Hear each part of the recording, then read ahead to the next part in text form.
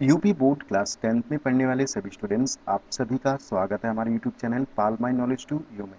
अगर आपने चैनल को अभी तक सब्सक्राइब नहीं किया तो ज़रूर करें और नए वीडियोस की नोटिफिकेशन सबसे पहले पाने के लिए बेल आइकन को दबाएं। सो इस वीडियो में आप देख रहे हैं संस्कृत गद्य भारती का 15वां पाठ, जिसका नाम है गजेंद्र मोक्षः।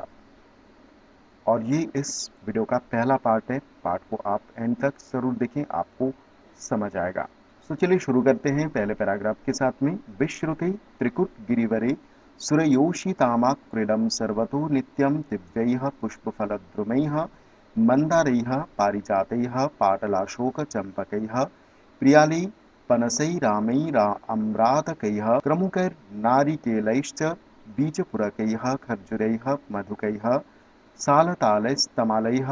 रसनार्जन अररिष्टो दुम्बरलक्षैर्बटैः किंशुकचन्दनैः पिचुमन्दैः कोविदारैः सरलैः सुदारुभिः द्राक्षिक्षुरं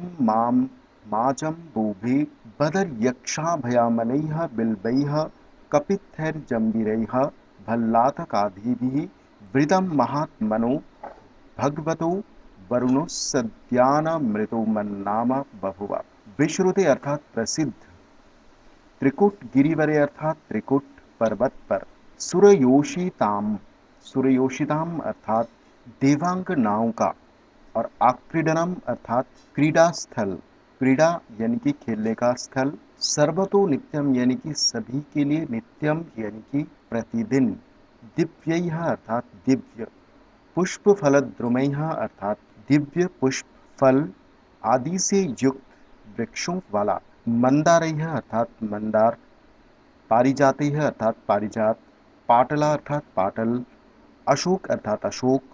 और चंपकैः अर्थात चंपक, प्रियाली अर्थात चिरौंजी, और पनसई अर्थात कटहल होता है, और आमैः अर्थात आम, और आम्रातकैः अर्थात आमले, आमला होता है, क्रमुकैः, क्रमुकैः अर्थात सुपारी, और च यानी कि और, नारिकलैः अर्थात नारियल, बीज पुरकैः अर्थात चकोतरे से, खरजूरैः, खरजूरैः अर्थात खजूर, मधुकैः अर्थात महुआ, साल, साल अर्थात साल, तालैः अर्थात ताड़, और तमालैः अर्थात तमाल, रसनार्जुन अर्थात रसनार्जुन होता है, अरिष्ट उदुम्बर, बटैः अर्थात बट या पीपल, प्लक्ष अर्थात पाकड़ का वृक्ष होता है, किंशुक चंदनैः अर्थात किंशुक अर्थ होता है ढाक, और चंदनैः अर्थात चंदन, पिचु मंदैः अर्थात नीम, कोबिदारैः अर्थात कचनार, सुर दारूभिः अर्थात देवदारू के वृक्षों द्वारा, द्राक्षा प्लस इक्षु, द्राक्षा अर्थात अंगूर होता है, और इक्षु यानी कि ईख, तो अंगूर ईख, रंभा यानी कि केला, जम्बू यानी कि जामुन, बद्री, बद्री का अर्थ होता है बेर, और अभय यानी कि होता है हरड़, बिलबैह अर्थात बेल, कपित्थई, कपित्थई अर्थात कैत, जम्बीरेह अर्थात नींबू, भल्ला तक, भल्ला तक इसका अर्थ होता है भिलावा, और आदि भी ही अर्थात आदि, तो आदि दिव्य पुष्प और फलों से युक्त वृक्षों वाला देवताओं का क्रीड़ा स्थल, महात्मनो भगवतो अर्थात महात्मा भगवान, वरुणस्योद्यान अर्थात वरुण का उद्यान, उद्यान यानी कि बगीचा, उद्यान, और ऋतु मत, ऋतुमत, और नाम यानी कि नाम, और बभुव अर्थात था, तो वरुण का ऋतुमत नाम का उद्यान था। ठीक है, तो होप ये आपको समझ आया होगा, ये थोड़ा टिपिकल था। चलिए आगे देखते हैं दूसरे पैराग्राफ को। तस्मिन् सुविपुलं लसत् कांचन पंकजं कुमुदोत्पलकल्हार शतपत्र श्रियोर्जितं मत्तशतपद निर्घष्टं हंसकारण्डवाकीर्णं सारसजलकुक्कुटादि कुलकूजितं कदम्बवेद सनलनीपज नीपवजुलकैः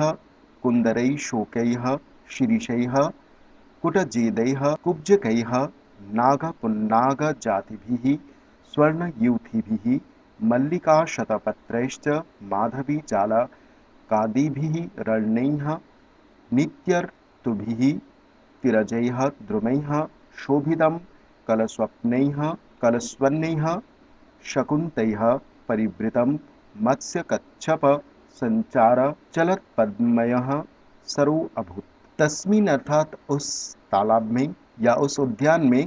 तो यहाँ पर देखिए उद्यान की बात हो रही है, यहाँ पर उद्यान, तो उस उद्यान में सुविपुलम अर्थात अत्यंत विशाल, लसत कांचन पंकजम, पंकज अर्थात कमल होता है, और कांचन यानी कि सुवर्ण यानी कि सोने जैसा, सुनहरे, तो सुनहरे कमलों से सुशोभित, कुमुदह अर्थात कुमुद, उत्पल कल्हार, उत्पल का अर्थ होता है कमला, और कल्हार इसका अर्थ होता है लाल कुमुद। शतपत्र अर्थात होता है कमल, और श्रीयोर्जितम अर्थात कमल की शोभा से अर्जित, मत्त शतपद निर्घष्टम, मत्त अर्थात मत वाले, और षटपद अर्थात होता है भौरे, निर्घष्टम अर्थात भौरों की गुंजार से गुंजित, हंस कारंड वाकीर्णम, हंस का अर्थ होता है हंस, और कारंड वाकीर्णम अर्थात जल के पक्षियों से व्याप्त, सारस जल कुक्कुटादि कुलप कुजितम अर्थात सारस जल कुक्कुट अर्थात होता है जल मुर्गा, आदि कुल अर्थात होता है समूह, तो आदि के समूह द्वारा कुजित अर्थात इनकी आवाज निकालना, तो सारस और जो जल मुर्गे आदि जो आवाज निकालते हैं, कुजित करते हैं, कुजितम, तो जैसे पक्षी चहचहाते हैं, तो उसी तरह से सारस और जल मुर्गे ये जो आवाज निकालते हैं उसकी बात हो रही है, तो कुजितम। कदम्ब, बेतस यानी कि बैंत, नलनी अर्थात कमलिनी, कुंदैर शोकैः, कुंदैः अर्थात कुंद, और अशोकैः अर्थात अशोक, शिरीषैः अर्थात शिरीष, कुटजैः अर्थात कुटज, कुब्जकैः अर्थात कुब्जक, नागपुन्ना अर्थात नागफनी, और जाति भी ही अर्थात नागफनी की जो भी प्रजातियां हैं उनकी बात हो रही है, और स्वर्ण यूथी भी ही अर्थात सोन जूही, मल्लिका अर्थात मल्लिका, शतपत्रैश्च, च यानी कि और, सैकड़ों पत्तियों से, माधवी जाल, शतपत्र अर्थात होता है, देखिए सैकड़ों पत्र होता है, लेकिन एक और अर्थ इसमें होता है कमल, अभी मैंने यहाँ पर बताया था आपको शतपत्र, तो यहाँ पर भी कमल की बात हो रही है यहाँ पर, तो और कमल, मल्लिका और कमल, माधवी जाल, कादि भी ही अरण्यैः, अन्यैः अर्थात दूसरे, तो माधवी आदि, यहाँ पर आदि है तो माधवी आदि लताओं के समूह से, और अन्य अर्थात दूसरी, नित्य ऋतुभिः ही अर्थात सभी ऋतुओं में पैदा होने वाले, तिरजैः अर्थात किनारे के, द्रुमैः अर्थात वृक्षों से, शोभितम अर्थात शोभित, कलस्वनैः अर्थात मधुर ध्वनि वाले, शकुन्तैः अर्थात पक्षियों के द्वारा, परिवृतम अर्थात घिरा हुआ, मत्स्य कच्छप संचार अर्थात मछली कछुए इनके संचार से, चलत पद्म